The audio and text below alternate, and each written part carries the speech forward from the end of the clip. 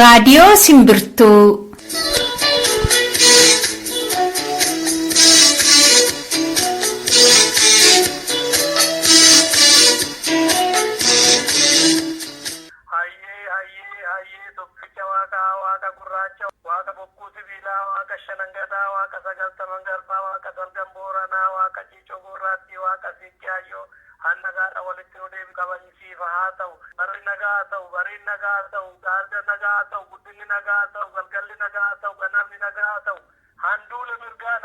Hagayya 11 bara 2016 torbeetti gaafa kamisaa sa'a kanatti ka darbu kun qophii simbirtuuti.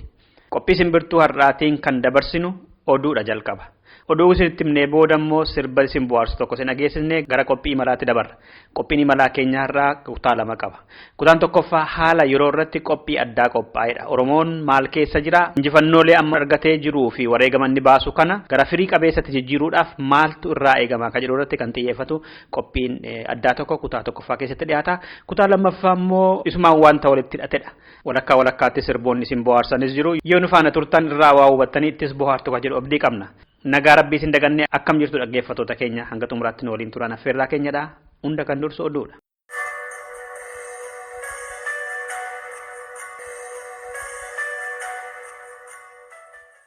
Karaan magaalaa Naqamtee keessaa ammayyuu waraana federaalaa hidhateetiin guuteema jira. Gamoo fi mana namaa jara federaalli milaacii qawwee qabatanii jilbeeffatanii taa'anii oolaa bulaa jiru. Waraanni hedduun bitaaf mirgaa magaalittii keessaa karaarra qawwee harka dalgarra kaawwatanii deemaa jiru. Jiraattonni karaarra kan baane dhorkamaniiru. Gaaddidduun sodaa erga sanbata darbeeti magaalittiirraa hin kaane. Reeffi namoota du'anii ammallee bo'oo fi caafoo keessa argamee hin dhumnee jira oduun magaalaa Naqamteetiin dhugaa jiru. Gaafa gayya ja'a uummataa fi loltuu Itoophiyaa irraa namoonni ifatti lakkoofsi isaanii hin beekamne du'aniiru. Odeeffannoon hin qulqulloofne akka jedhanitti immoo yoo xinnaate waraana Itoophiyaa irraatiin namni 3 fi uummata keessaa immoo 13 ajjeefamaniiru gaafuma sana. Magaalaa Naqamtee keessatti lakkoofsi hanga ammaatti waraanaatiin hidhamanii hedduu ta'uu malee lakkoofsa isaa baruun hin danda'amne. Shaambuttis gaafuma sana dargaggoonni hiriira bahan hedduun isaanii reebamanii baay'een isaanii hidhaa jiru jedhe oduun nu gahe. Itoophiyaan hubaatii sanbata darbee irra gahee gumaa baafachuudhaaf Naqamteerraa ibsaa kutte. Doorsifni cimeera. Ibsaa bishaanii fi tajaajila fayyaa isinirraa kunnaa kan jedhamaa ture torbee kana keessa kaleessarraa kaasee magaalittiin dukkana keessa jirti. Namnis akka manaa hin baanee fi karaa irra hin deemne akkuma uggurametti jira jedhe maddi keenya. Tarkaanfiin akkasii kun immoo magaalota Amboo, Roobee, Awadaay, Wallisoo, Mandii, Gullisoo, Giddaa, Qobboofaatti illee mul'ataa jira jedhe oduun nu gahu. Ambootti namoonni manaa bahuu erga dhorkamanii guyyaa 5 ta'e. Waraanni mana namaarra naanna'ee cabsee seenuudhaan nama reebaa jira. Erga hiriira sanbata darberraa kaasee magaalittii keessatti namoonni 5 waraanaan ajjeefamanii 493 kan ta'an immoo hidhamaniiru. Namoonni hidhaman sana gariin isaanii eengadda fuudhamanii gara Finfinneetti harkan deemaniiru. Eessa akka gahanii fi maqaa fi hangi isaanii hin beekamne malee maatiin isaanii odeeffannoo dhabuun hedduu dhiphisaa jira jedhe maddi keenya achi. Dhaabbanni Dimokiraasummaa Uummata Oromoo hiriira guutummaa Oromiyaa keessatti gabrummaa jibbuudhaan bahame sana jiraattonni magaalaa Oromiyaa tokko balaaleffataa jiru kan jedhee oduu dabarsaa jiru kijibadhaa jedhame. Eengaddarraa kaasee caffeen Oromiyaa fi waajjirri dhaabbata Dimokiraasummaa Uummata Oromoo godinootaa fi aanolee Oromiyaa mara keessatti mariin misoomaa fi nageenyaa akka eegalamu dirqama irraa gad dabarsanii ture. Kaayyoon isaa immoo nama baasanii hiriira godhame sana abaarsisuu ture. Biiroon quunnamtii dhaabbata Dimokiraasummaa Uummata Oromoo yookaan biiroon kominikeeshinii dhaabbata Dimokiraasummaa Uummata Oromoo kaleessaa fi har'a magaalota tokko keessatti hiriira sana balaaleffataniiru jedhee oduun inni facaasaa jiru kijibadhaa jedhu maddeen keenya magaalota gurguddoo Oromiyaa bahaaf dhiyaarraa nuti isaan dubbifne. Ololaaf magaalotatti waamichi godhamaa jiru irratti uummanni argamaa hin jiru jedha oduun gara adda addaatiin nu gahu. Adaamaatti hiriira sanbata darbe godhamee wal qabatee Oromoon 900 hidhaa jiru. 631 Adaamaarraa 259 immoo Baatuurraati kan isaan sanbata darbee hanga wixata gaddaatti qabamanii kolleejjii poolisii Oromiyaa Adaamaa keessatti hidhaa keessa jiran. Dargaggoota shamarran haadholii fi manguddoonni achi keessatti reebamaa jiru jedha oduun nu ga'e.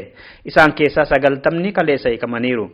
Arsii Baalee Gujii Harargee lamaan Wallagga dhiyaa Shawaa dhiyaa fi Kibba dhiyaa Booranaa fi godinoota biroo keessatti Oromoon hiriira sanbata darbee wal qabatee hidhamaa jiran lakkoofsi isaanii danuudha. Hanga ammaatti maal keessa akka jiran hin beekamne.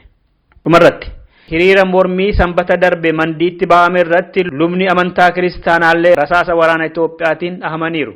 Lubni Daani'el gaafas kitaaba qulqulluu qabataniitu ture namoota wajjin karaa nagaa yaada isaanii ibsachuudhaaf kan mandii keessatti hiriira bahan. Waraanni garuu qawwee itti dhukaasee isaanii fi kan biroo madeesse qeerroo tokkommoo ajjeese hedduu hidhe. Lubni kun yeroo ammaa nageenyi isaanii maal keessa akka jiru hin beekamne. Dhaggeeffattoota keenya oduun keenya har'aa kanumadha. Sirba kanaan gara qophii malaatti dabarra.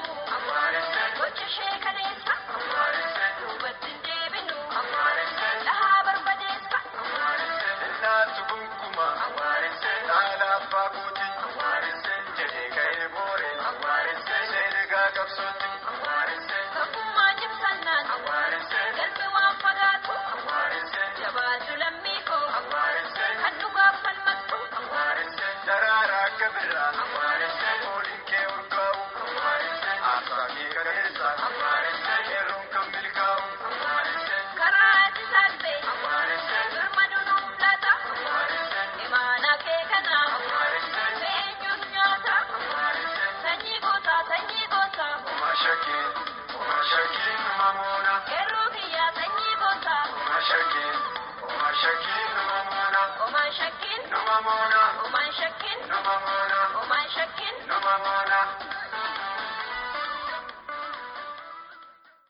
Dhaggeeffattoota keenya amma ka dhiyaatu qophii imalaati. Qophiin imalaa keenyaarraa kutaa lama qaba.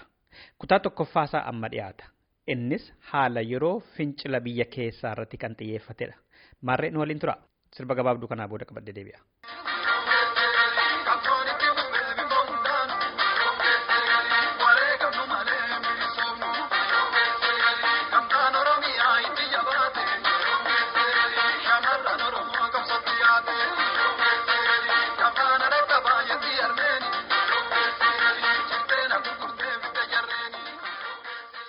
Heddumminni waraanaa akaakuun gosa meeshaalee lolaa hin tuqamu jedhamee yaadamu ololli doorsisaa hidhaa fi ajjeechaan gannoota 25 guutuuf mootummaan Oromoo irratti dhaabbataan gaggeessaa ture barbadaa'ee jaarraa oliif dibamee kan badde fakkaataa ture fincilli finiinee ka'uu hin dhorkine. Abaabileensaa kan lolaa ture kunoo har'a dhaloonni gahee guca qabsiifame sana qabatanii sodaa tokko malee kufanii kuffisaa jiru bilisummaa Oromoo fi walabummaa Oromiyaaf qeerroon. Sodaa qawwee kan hin qabne dhaloonni har'a diina hanga funyaaniitti hidhate kokkee qabee jira. Xuriin seenaa akkuma barasii har'as ginya isaanii hin beekne gufuu ta'uuf xaaranillee har'a kaleessa miti. Oromoon guutummaa Oromiyaatti gaaffiinsaa tokkicha qofaadha. Afaan tokkoon bilisummaa jecha gaaffii abbaa biyyummaa gaafataa jiru. Tokkummaan Oromoo amma argame kun jaarraa tokko oliif kan hawwamaa turedha. Jarreen biratti garuu kun akkan dhufneef gaarri hin ba'amne, tulluun hin bu'amne, lagni hin ce'amne hin turre. Dhaabbileen siyaasaa Oromoo seeraan socho'anii tokkummaa Itoophiyaa kabachiifna jedhanillee dadhabanii uummanni Oromoo ji'oota salgan guutuu harka qullaa bahee gaaffii gaafataa turus Itoophiyaan rasaasatti roobsuurraa of hin qusanne. Amma Oromoon kan ifatti hubatee jiru Itoophiyaaf kan galu afaan qawwee qofaa ta'uusaati. Sirni aangoorra jiru addatti Oromoo fixaa waan jiruuf. Oromoonis amma meeshaa hidhachuun akka barbaachisu hubatee injifannoolee galmeessuu eegale kana yeroo dhiyootti karaa danda'een yoo meeshaalee of harka galfachuu baate hamtuun itti dhufuunsaan oolu. Warri tikaa fi qondaalotaa sirna kana gidduu kana keessa qofaa hedduu isaaniitu gara Taayilaandii, Veetnaam, Singaaporii fi Chaayinaatti baqachuu eegalaniiru. Keessi waraanaa mootummaa sanaa tasgabbaa miti. Amaarri hidhatee waan tureef qotee bulaansaa bosona galee mootummaa wajjin wal haadhuu jalqabeera. Fallaasaatiin Oppiidiyoon gana 25 guutuu meeshaa Oromoo irraa hiisisaa waan tabaheef Oromoon ofirraa qolachuu hin dandeenye ammaaf. Sirni diigamuu eegale kun yoo jigee qaamni hidhatee jiru kun masaraa galuunsaa hin oolu. Bineensi tokko kufee inni dullachaa yoo deebi'e Oromoo qabate ammas Oromoon carraan kun na darbe jedhee hidhii xuuxuun hin hafu. Akka kana hin taaneef magaalaa baadiyyaatti xinnaa guddaan dhiiraa dhalaan osoo hin jenne Oromiyaa keessaaf biyyaan baakaa jiru karaa danda'een meeshaa of harka galfachuun fardiidha. Horii isaa gurguree bitachuu, mana kuusaa poolisaa fi kan meeshaa waraanaa mootummaa naannoo isaa jiru cabsee fudhachuu, diinaa fi ergamtoota ollaasaa jiran irraa hiikkachuu, of ijaaranii naannoo ofiitti diinaa fi ergamtoota qulqulleessuu, yoo sirni kun kufellee qaamni biraa akka ol hin baaneef daangaa Oromiyaa bakkuma jiranitti waardiyyaa ta'anii eeguun barbaachisaadha. Bakkoota caasaan ture diigametti manguddoota Oromoo fi bulchiinsa mataa ofii dhaabbatanii naannoo isaanii eeguun dirqamadha. Diina keessa kan jiran ilmaan Oromoo meeshaa qabatan wajjin dafanii saba isaaniif birmachuun amma. Dhaabbileen siyaasaa Oromoos yoo ta'an yeroo miilla wal qaban osoo hin taane amma yeroo afuura tokkoon sabaaf qaqqabuudhaaf socho'anidha. Keessattuu immoo adda bilisummaa Oromoo, waraana bilisummaa Oromoo fi qeerroo Oromoo irraa bilchinni gamnummaa malaa fi gootummaadhaan haala amma jiru kanatti dhimma bahanii firiisaa dantaa Oromoof akka godhan ba'aa fi abdiin sabaa guddaan irra jira. Hidhachuu baannaan hiriira gaafa hagayyajaa bara 2016 yoo harka qullaa ammas deebi'ee Oromoon kan ba'u ta'e dhumaatiin isaa hin oolu. Fakkeenyaaf mee kan burqaa tirtiraatti ta'e haa caqasnu. Nama hedduu beera nama hedduu leentumanii hidhaadhee namni jala midhaan baay'inni na dhufee magaalaa dhufee wanni anaannoo ta'ee namni hedduun arabdoota afur mookkanaa walitti ammallee girgirri dhufaa jira bulle bummaa namni irra kanaa galee akkana silaa gara kan jiran birka isa da haka gurju ya ri bisa da ya kawo rabu in da gina turgun da cikira ara awada kana fa ara amma kana badan ne balle na wajin ma bisan wal dum da na cikin ma ba kada kamar da halle na ma hadura da majan am sauro ko ka da burma rijal da burma tuhu kamna ya da jiun kama achuma baha oromiyaatiin awadaay haramayaa fi hararittillee kanuma dhaqan godhame dan ko kenna magala awada ko bulta haramayaa fi na ka hundayu nanu oromiyaa ko har ke sarani ora ko dara ko madame azadi bi ko dara mata makala da kan ko diye ko kenna dina sata ada apa sata ada ada saya dan ko ta wani magan ki ka bani da ni ko da mo wai da ni magala ko bulta ta ta ma ora wada haramayaa ta ma lekere ta kadani dani awada mo alkan ni ko semua dani da ni dirasi kadani apa da dani ya muka awada alkan dengan rasul ko itu da nama se mo am ta ko da dani ni da ni da ko ti kadai mo kan ko ko mo mo da kan नहीं मतलब है हमेशा तो नहीं हमेशा तो जिन्हें होगा तो हमेशा हमले बर्गर बगैरह खराबी शामिल है हमारे में कितना कम दौर तनी और मसाला मोर है जो वाले को वो मिला के दुनिया में संगे सिंबरवान का जिसका नाम है शिबे गुरु उम्मत कनाना में संतलन तो कंटे दे गए हम शुरू में तरफ रसायन द्वारा देने आदमी के समाज उन्होंने उनकी दरबार दुनिया मतलब diktator itu kan rajisi daga kafir betul ya daga rajisi daga diktator kan ambo keessattillee lubbuu namaan badeen ala akkasittidha badeen ragaye akka jirutti uummanni gamaa gaafa istaadiyomitti wal ga'uudha qabu ka uummanni waliin geenye godhaniitu agaajiidhaan toksinitti baname baadiyyaarra dhufan uummanni akka aspaaltii irratti walitti hin geenye konkolaataa adda addaatiin agaajiin humnaa ol magaalaa keessatti ni jedhee aspaaltii keessa akka isaan waliin qabame akka jirutti akka isaan iddoo tokkotti dhukaasa irratti bananii amma ammaatti namni sadii rukutanii hospitaala seeneeru. Humnaan simbinnaa bakka humnaan lafarraa sinfinnee laficha fudhannaa qabeenyicha fudhannaa uummata miti kan barbaadame lafichatu barbaadame kanaaf fixuu lafarraa sinfinnaadha.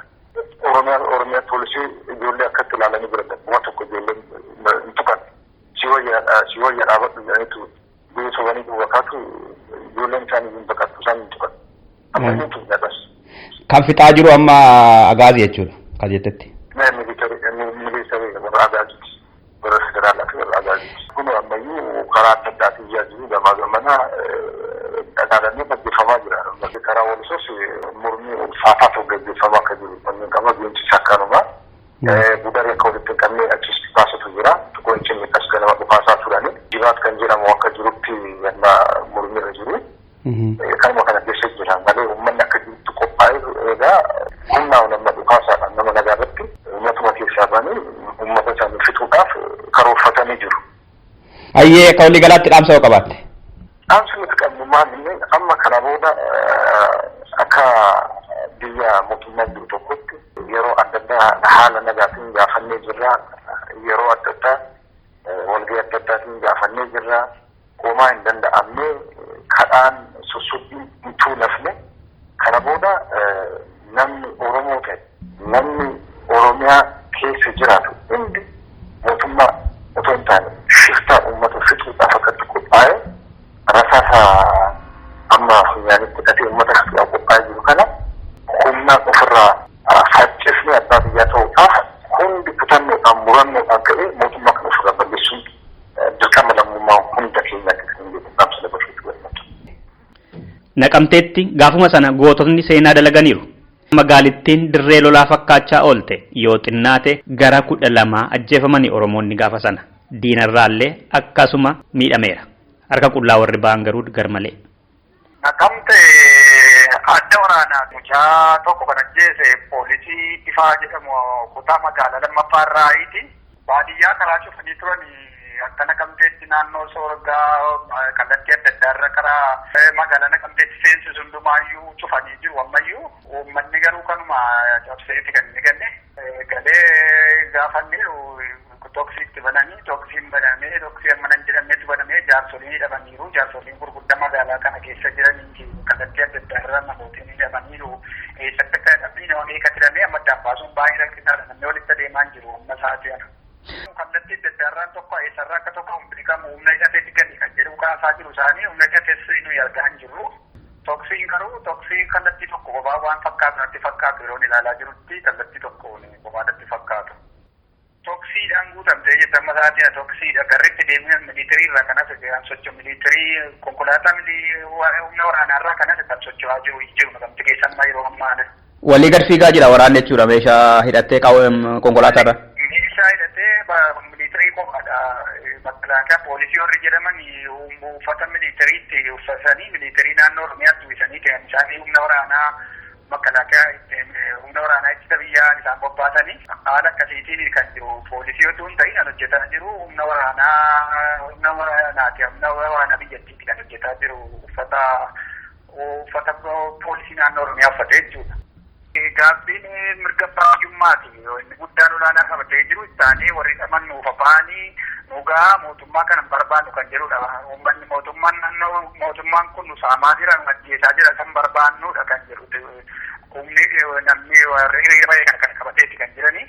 Baay'ee nama baay'ee ijoollee qofaa miti. Namoonni beekaan tokkotiin ba'anii tokkotiin olaanaanis ba'anii. Amma akka agartanitti Naqamtee keessa ambulaansiin namoota miidhaman kan naannessu baay'eedha mana yaalatti. Baay'ee jira gara 5 socho'aa jira. Iddoo alletti sochiin gaariin jira otoo jiru ta'ee konkolaataan dhufaan jiru ba'aan jiru sochiin akka jirutti information kan nu gahaa jiru iddoo alletti akka gaariitti geggeeffamaa jira galiixaas kan jedhudha information kan nu gahaa jiru. Yoo ajjeesaan ammaatillee namni amma manatti hin galle jechuudha Naqamtee keessatti hanga ammaatti. Irraas ilaalaa turee foto namni reebamuuti kan itti adeemaa jiru humna hidhatetti itti utaalaniiti kan isaan itti fiiganii qabataa jiran gararaaniiti. Reebamanii itti du'aniitti fi humna hidhatee jiru kanatti. Dhaamsa xumuraa yoo qabaattan Oromoo walii galaaf. Humni Oromoo dhaamsan qabu tokko ta'uu qaba tokko ta'ee ammas falmachuu qaba wanti inni barbaadu harka isaa galaa waan jiruu fi waliin ta'ee falmachuu qaba. Humni waraanaas ta'e poolisii naannoo Oromiyaa wal bukkee ta'uu qaba. Bilisummaan kun hundaa waan ta'eef hundumtuu wal bukkee goruu qaba. Gabaabbatee wanti barbaadamu harka isaa galuuf yeroon isaa gabaabaa waan ta'eef wal tumsuu qaba isa jedhu jedha wal kennuurra wal tumsuu qaba isa jedhudha kan barbaadu. Arsii Muunessaatti, Baalee Raayituutti, Harargee Bahaa Qobboo fi Awadaayifaatti, Shawaa Kibba Dhiyaa Wallisootti, Wallagga Dhiyaa Gimbii Mandii Gabaaroobiifaatti, Shawaa Bahaa Duukanfaatti Oromoon ajjeefamaniiru gaafuma sana. Gimbii keessatti haati qeerroo ilmi isaanii jalaa wareegame tokko gumaan ilma kiyyaa bilisummaa Oromiyaattiin deebi'aa jedhanii wayita isaan boo'icha dhiisanii dhaadatan argamaniiru.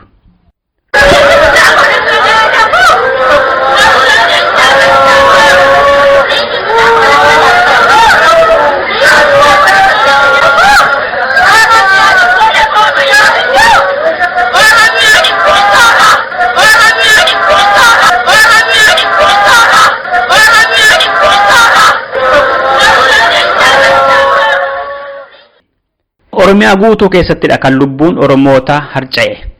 Naannoo Gondarii fi Goojjam dhiyaatti uummanni waan hidhatee tureef mootummaa wajjin walitti seenaniiru. Of baraaruudha darbee bilisummaa isaa gonfachuudhaaf wanti godhamuu qabu taa'anii osoo wal ilaaliin keessaa fi alaan humna ta'uun amma jecha kanumaan xumurreerra. Kan nu caqastaniif horaa bulaa.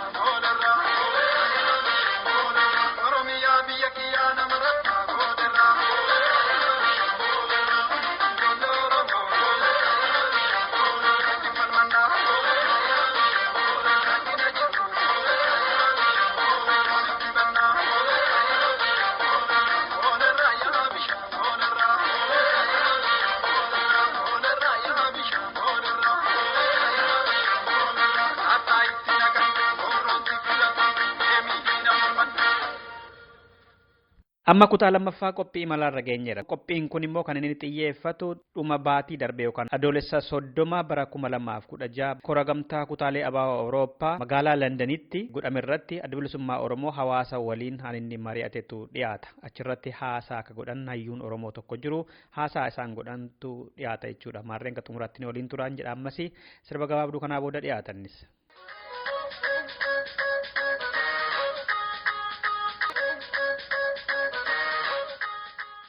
Yeroo ammaa kanatti haala jiru irratti kan ibsa gabaabaa nuuf godhu amma Dr. Baaroo Dheeressaati. Dr. Baaroo Dheeressaa nu simadha.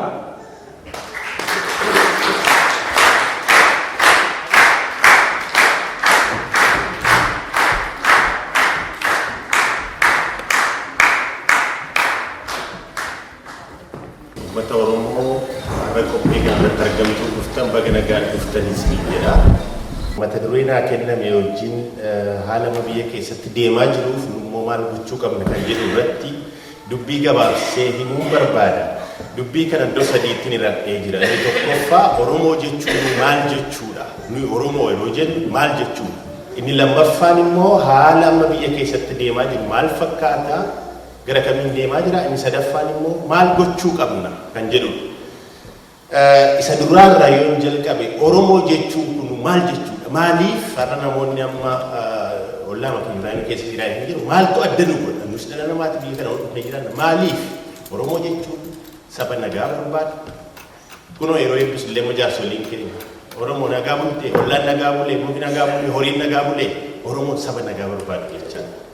Saba harjaa, saba garraamii, saba walqixxummaa, saba mirga namaatti hin tunne. Saba dimokiraatawaa ta'e kana waan harkaa badee fitiyaadha lakki nama dhanne rukunna nama ajjeefna tun taane lakki waan kana nurraa fudhattanii jirtu kuni nu fakkeessa nu maalummaa keenya hima kana nurraa fudhattanii jirtu kana iddootti deebisuuf jedheetu har'a inni kaan bosona keessatti beelaaf dheebuu hubata lamaa du'aa jira inni kaan immoo har'a dargaggoon ijoolleen jaartiin jaarsi harka qullaa diina amma funyaanii hidhate dura dhaabbatee waan isaan gurgurchaa jira. Haqa kana deeffannu. Mee fakkii lama isiniif kennu kanarratti waan calaqqisiisu. Oromoon yeroo nagaa jedhe waaqallee kadhatee ollaa nagaa bushi jedhe. Warri kaan maal jedhe yeroo kadhaallee jalqabu warri ollaa keenya. Ana nagaa na bushi ollaa kana balleessi isaantu na godha yoo kana naa balleessi silatan sii gashaafaa jedha. Inni lammaffaa Oromoon arjummaa isaa argisiisuudhaaf farsoo har'a naqee buqurii isaa yeroo keessummaan itti kennee maal jedha? Maal ishee yoo bishaanii dhugii maal sii gootii jedha. Inni kaan immoo farsoo mana keessatti torban ture harrii baase shaakka sitti kenne farsoo akkasii guna keenya badaranaa dhugii jedha. Seenaan maalummaa keenya kan yoo argisiisu calaqqisiisu ofitti boonuu qabnu saba nagaa haqaaf deemu itti duuf deemnee kan argisiisu kana jechaa. Kana deeffachuuf har'a du'aa jirra dhumaa jirra nama ajjeesaaf garuu wanta nurra jiru kana deeffannu haa eeggannu. Mata duree gosa lammataatti immoo haala amma deemaa jiru kana maal fakkaata haalli amma jiru yoo jenne akka lamatti nidha. Tokko akka diina hidhatee jiru kana inni lammaffaan immoo uummati Oromooti. Mallattoo kana qabna mallattoo kana eegganna duraa jiru keessatti maaltu godhamaa jira. Diinni inni kaleessa tures inni har'a jirus ilmaan Oromoo akka uummaattis akka sabaattis lafaa balleessuuf sagantaa gabaabaaf sagantaa dheeraa qopheeffatee jira. Sagantaa kana keessatti Oromoo bifa kamiin iyyuu wal nyaachisiisu ilmaan Oromoo maalummaa eenyummaa isaa fakkeenya dhukkubsanne keessaa fuunee maalummaa qarshii keessa kaa'u sammuu jaallummaa saba isaatiif qabu keessaa fuunee sammuu ofittummaa keessa kaa'u kutaaf amantiidhaan akka inni waliin bullanne keessatti xurii hammeenya keessatti hidhu dhaabotaaf hogganoota dadhaboo ta'an dura taa'an kan ta'an keessatti babaay'isu akkasuma adda bilisummaa Oromoo immoo yoo danda'amu balleessu yoo dadhabame immoo dadhabsiisu karaa kamiin itti bobba'anii akka dhaabi kun dadhabuuf namoota gochaa jiru. Fakkii isinii keenya fakkii xiqqaa waan baay'ee hin jiru. Yeroo ammaatti mee addana keessa namoota addana keessa jiran maa mana bitattan illee hin jedhan maa biyya galtan isin jedhu garuu mana hidhaa guutuu keessatti kan na gaddisiisu namni dhaqee mana hidhaa mataa isaatiin yaadattu na gaddisiisa. Tokko naa jedha. Inni lammaffaan jarri warri har'a nu bitan kun kaleessa gaafa dhufanii nu bitan riqicha ijaaraa miti nagaa nutti himaa miti inni kan keenyaa immoo har'a hojii diinni qopheesse kiyyoo kana keessa lixeetu dhaabadda bilisummaa Oromoo balleessuudhaaf tattaafata. Wanti karaa diinaa jiru kana fakkaata. Karaa keenya immoo akka sadiitti Oromoo giddummoo waan jiru akka sadiitti ni hiriiree deemuu barbaada. Tokko warra karaa nagaa deemnaa jedhu. Inni lammaffaan warra lola barbaannaa jedhu. Inni sadaffaan immoo warra garuma lachuu jiraannaa jedhu. Mee warra nagaarraa barbaanna. Noo sirni saba nagaadha. Saba walqixxummaa haqa namaa eegu, saba namatti hin darbine, saba dimokiraatawaa ta'e jennee jirra. Eenyutu nagaa balleesse? Nu nagaa balleessineerraa? Nama jibbineerraa? Kanaaf haala amma kana keessatti godhamu silaatii warri nagaa balleesse, warri mana keenyatti dhufanii haadha manaa abbaa manaa biratti gudeedan. Ijoollee xixiqqoo haadha abbaa biratti ajjeessan yeroo abbaa faatii humna dhabanii biratti dhaggeeffatan. Warri kunuutu silaati. Lakkiyaa Oromoo dhiifama nuu godhate dhuguma saba eebbifamaadha, saba nagaadha jedhee dhiifama gaafateetu silaa dhufuu qabate. Nuutu jala deemee waggaadhaan nagaa jennee bara baraan seenaan bara Jeneraal Taaddasee Birruu nutti himaniiru, bara Waaqoo Guutuu nutti himaniiru, bara kabajamtoota gootota Elemoo Qilxuu hundumtuu yeroo dhufaa jiru. Har'a yoo kana jennee deemne uummata amma ka'ee kana jiru itti onnachiifne kayi deemu jechuurraa nagaa buufna jechuun maalitti gad deebisuudha. Kanaaf itti kaasuudha kan barbaachisu kanatti. Tokko lammaffaa warra lola barbaanna jedhu addunyaa kanarratti namni haqa jiru kanaaf ofirraa hin falmatin dabarsitee of hin kennin jedhu akka dhuunfaattis akka mootummaattis jira jedhee hin yaadu. Yoo akka dhuunfaatti jira ta'e namni kun nama mataan deemee miillaan yaadu.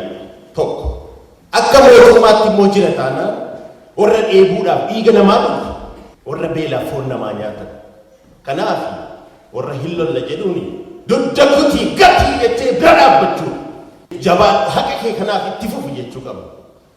Sadaffaa immoo warra giddu galeessa deemna jedhan rakkoo jirutti akka miidiyaa adda addaa irratti argaa jirrutti iddoo adda addaa irratti hubachaa jirrutti xiinxala kennina jedhanii maali yoo toles karaa kana ta'een gaariidha yoo ta'es immoo akka kanatti deemnaa maali biyyi kuni akka kanatti toluma danda'ee deemaa jiranii giddu galanii jiru. Garuu rakkoon tokko waan isaan irraanfatan nuyi Oromoo haala addunyaa itti sirniin kun itti bulu keessa hin jirru isaan nagaa ta'anii ijaarratanii wanta paartii liberaal jedhu tokkotu jira. Nuyi sarran ga'iin jirra. Ganaa maalummaa keenya iyyuu ijaarratiin jirra. Dura Oromummaa kana gadhaabnee Oromiyaan bilisoomtee ergasii booda liberaalii dhiisii waan barbaadde yoo ta'e Oromiyaa keessatti. Garuu ammaaf kan jiru Oromiyaa sana gadhaabuudha kan dura jiru. Amma fedhalleetti dhumne itti bannee itti beelofnetti dhumne isa gadhaabuun nurra jira. Tuqaan koo kan itti haanu haala diinaa sila siin jedhe keessatti waan tokko waan hin tattaqu tokkotu jira. Diinni yeroo ammaa karaa barumsaan illee biyya keessatti ilmaan Oromoo sadangaa dandeettii adda addaa horatanii biyya keessaa biyya alaatti of dorgomuu danda'an illee akka hin geenye ittiin illee baratanii dorgomuu akka hin dandeenye irra gahaa jiru. Kanaaf immoo kan fakkeenyaaf waan barumsaa tokko isinii kenna. Waa'ee fayyaa namaa irratti yoo Tigraay fudhattanii ilaaltan biyya isaanii keessatti kiliinikii iddoo adda addaatti ijaaramee jira. Kiliinika gurguddaa addunyaa iddoo nuyi jirru kanallee hin jirre jedhan. Kuni wanta inni diriireef dhukkuba yeroo namni tokko dhukkubsatu dhukkuba mallattoo wallaaluu fi hundee dhukkuba sanaa wallaaluu dubbii garaagaraati. Amma namni mataan dhukkuba jedhu mataan maaliif si dhukkuba jennee ilaaluu qabna. Tarii garaacha qaba, tarii hin beelee, tarii sukkaara qaba. Kanaaf mataa sanaaf qoricha kan hin dhiisuutu hin taane sukkaara sana wallaaluu qaba. Garaacha sana wallaaluu qaba.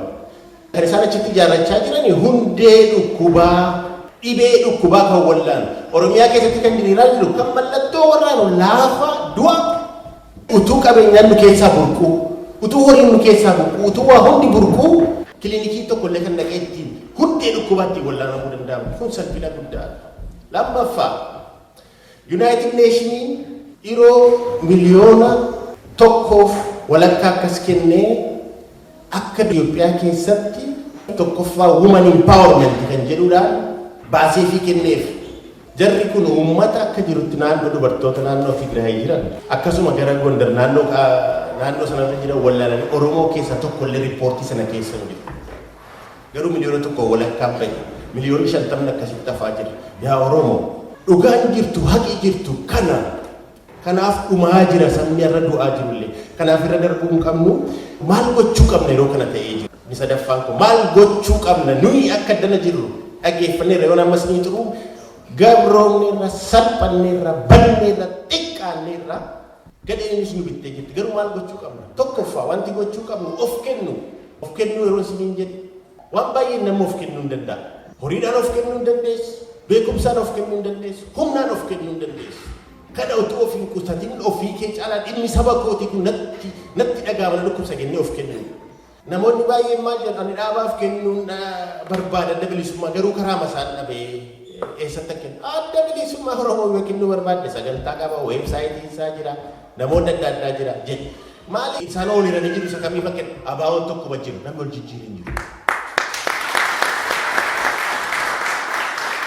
Ani har'a haqa dhugaa sitti hima abaawoon tokkuma jira yommuu akka inni tokko jira jettan addana keessaa tarii namoonni lakkii maaliif kana jedhaa jettan qoqqoqamummaan kun haqa keessa mirga keessa garuu akka inni tokko jiru sitti himuuf hin jedhe yoo barbaaddan Eurooppaan paarlamentii dhaqaa eeyyatu isin dubbisaa jedhaa gaafadha yoo barbaaddan Biriitishii addanallee dhaqaa gaafadha abaawoo isin dubbisaa jedhaa gaafadha yoo barbaaddan immoo dirreellee abbaan barbaadu basaasamman ta'initti gaa dhaqee ilaaluu hin danda'a dirreessi kanaaf abaawoon tokkuma jira abaawoon lama sadii hin jiru sanamni odeessisu kanaaf abaawoo har'a tokkuma jira isa gargaaruu hin dandeessu bira dhaabbachuu hin dandeessu akkasitti naaf hubadha.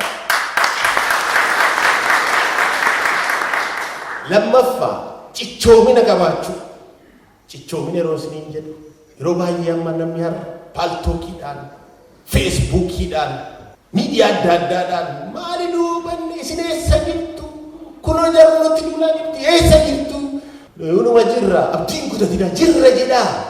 Paaltooki jedhamu taayaasu warri Oromoo arrabsu namni dhugaadhaan ilma Oromoo ta'e namni dhugaadhaan dhibeen nama sinitti hime kana nama miliyoona 50 taanee bannee jirra salphannee jirra gadheen nu bittee jirtu yeroon akka kaalsi nutti jijjiirrachaa jiru jedhu dhuguman siniin jedhan namni har'a jaallansaa meeqa waan seenaa nutti himamee jiru ilma Oromoo paaltooki jedha taa'e jechan taanallee waliin of qusata dhibeen meeqa jiraachuu mala yaa Oromoo rakkoon meeqa jiraachuu mala garuu dhugaa jiru sanarraa darbinee ol waraanuun seenaa keessatti seenaa badii taati kanaaf waan isin cichoomina yeroo isin jedhu hin goyyoomina itti cichaa hunuma geenya rakkoon fedhe isaa dhufu dhibeen feeqa dheebuun feeqa maaliin nutti dhufa itti cimaa itti cichoomina nu barbaachisa karaa immoo yoo namni gargaaru karaan barbaade rakkoon adda addaa jira rakkoo sana karaa heeraaf sirna ta'e keessatti hiikkachuu gaafachuu inni sadaffaa ni ta'a jennee itti amanuu ni ta'a ni bilisoomte Oromiyaan hammam illee tokko biliyoona 50 taanee fadi hunuma bilisoomti hunuma goona jennee itti amanuu rakkoon jirtu garuu maayini karaa isheen itti bilisoomsu sanarratti ol deeggaruu ol gargaaruu ol bira dhaabbachuu ol jabeessuu inni taa'u ayyaana laallattummaarraa fagaachuu diduu ayyaana laallattummaa yeroo isiniin jedhu waan saba keessanii kanaan ofirrallee yoo dandeessan ofirra darbaa jaalladhaa garuu biyyi nuyi keessa jirru akka tasaa ta'e akka nuyi of jaallannu nu godha maaliifi haalli addana keessa jiru hundumtuu mataa isaa fiigaa hundumtuu mataa isaatiif waa godhata akka nuyi of jaallannu nu godha garuu maa of jaallattaniin jedhan namoonni biyya kanaa haalli isaa akka isaan of jaallatan godhani hundumtuu basic necessity yookaan kan kiraayii mana isaa kaffalatee daabboo isaallee nyaachuu danda'u ni qaba. Kanatti akka of jaallatu godha namni keenya immoo warra kan nyaatee bulu dhiisi akka inni hojjetatee jooree hin bulleefsa inni jooree jawwarate harkaa fuudhu akka inni qotee hin bullee lafa isaallee irraa fudhatu akka inni nagaan illee hin jiraanne nagaa dhoowwatu kanaaf ofirra darba saba keessa jaalladha maaliif haala isaa of sin jaallachiisu kanallee akkasitti ilaala bira darba inni dhumaa tuqaa koo wajjin waan hin jechuu barbaadu qaanii seenaa jalaa of baasuu qaanii seenaa keessa jalaa of baasuu yeroo isiniin jedhu uummata keenya kabajamee salphate uummata keenya guddatee xiqqaate, uummata keenya beekee wallaale, uummata keenya dhungatee ciniiname, uummata keenya jaallatee jibbame, uummata keenya har'a beekaan utuu buluu gadheef gaddeebituuf hattuuf gantuun itti namnitee bushitu. Kana yoo teenyee ilaalle riilii seenaan gaaf tokko sin gaafachuuf deema. Kanaaf gaafa seenaan dhugaa gaafa bilisummaa sun gaafa isheen nuuf tokko sin hin gaafanneef lakkii ani kaleessaa fooqii ijaarradhee keessa ture dhiiga ilmaan Oromoo dhangala'aa ture akka galaanaa irratti baankii koo guuttachaa ture rafeen bulaa ture jechuurra kan isiniin jechuu barbaadu lakkii ani kaleessa dhiiga ilmaan Oromoo akka lolaa akka galaanaa dhangala'aa ture irra dhaabbadheen daraaraa dhaabaa ture, daraaraa tokkummaa, daraaraa jaallummaa, daraaraa jabinaa, daraaraa utubaa, daraaraa bilisummaan dhaabaa ture. Lafee isaanii kaleessa caccabee riqicha ta'ee qabsaa'ota walitti fidaa ture irra dhaabaniin bultuma Oromummaan dhaabaa ture. Oromoo neeshin formii isan dhaabaa ture jedha. Kanaaf of qopheessuu danda'uu qabdu. Kanaaf dhaadannoon keenya waan asirii dhaamu ni dandeenya. Barack Obama jedhu biyyeessu hiikaan akka inni jedhu sana ni dandeenya hiikaa isaan sinii kenna. DAN inni dhumaa dantaa inni itti aanee jiru deesaa damee eenyummaan amma. Dantaa damee eenyummaa keenya amma ba'uu qabna bor miti har'a ba'uu qabna karaa barbaanne ni dandeenya ni noora Oromiyaan ni bilisoomti galatooma. Dhiifa Dr. Baroon eenyu akka ta'e isiniin dura isinii mul'atu ture nama tokko na yaadachiise galatoomi. Dr. Baroon jireenyi isaa waraanarraa hamma dooktarummaattiidha. Miseensa adda bilisummaa Oromoo ijoollummaa xiqqoodhaan ta'e ani waggaa 25 dura isa beekaa jajjabee ture. Komaandoo adda bilisummaa Oromoo ture jechaadha. Jajjabee dhageessanii ittoo taatan yeroo baay'ee namni beeka jajjabee maal akka ta'e. Achirraa ka'eetii qabsoo sana keessa bosona keessa yeroo dheeraa erga ture booda biyya Beeljiyeem jiraataa dooktarummaa isaa fudhatee immoo amma immoo dooktaradha jechaadha. Kanaaf jireenyi isaa loltuu irraati haga dooktaraatti kan keessa darbedha jechaadha. Umuriin isaa mallee gada ijoolleedha waa'ee hojjechuu danda'a. Kanaaf hedduu galatoonni. Kanaafidha kan akkaataatti dubbatillee onneedhaan dubbata. Loltuu sun keessa jirtan malee jechaadha. Malli dandeenye. Kanaaf hedduu galatoonni.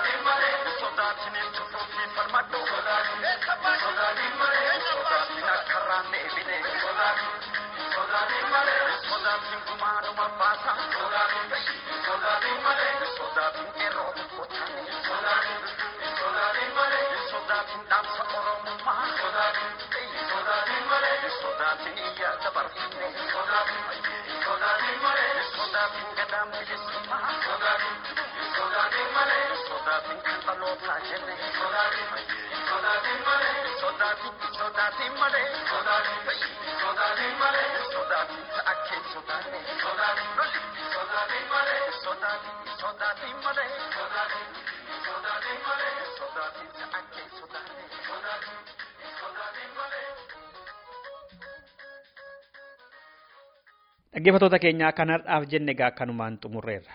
Warraa hubattanii ittis bohaartaniittu kan jedhu abdii keenyadha. Qorri yaada qabdan immoo yaada keessan nuun gaa akkuma yennaa kaanii gabbina sagantaa keenyaaf gahee waan qabuuf. Kan nu caqastaniif horaa bulaa jecha sirba Daawit Mokonnin kana isin affeeruudhaan nagaatti kan isiniin jedhu Andassuu Dulaati. Torbee dhimma biraatii walitti deebina.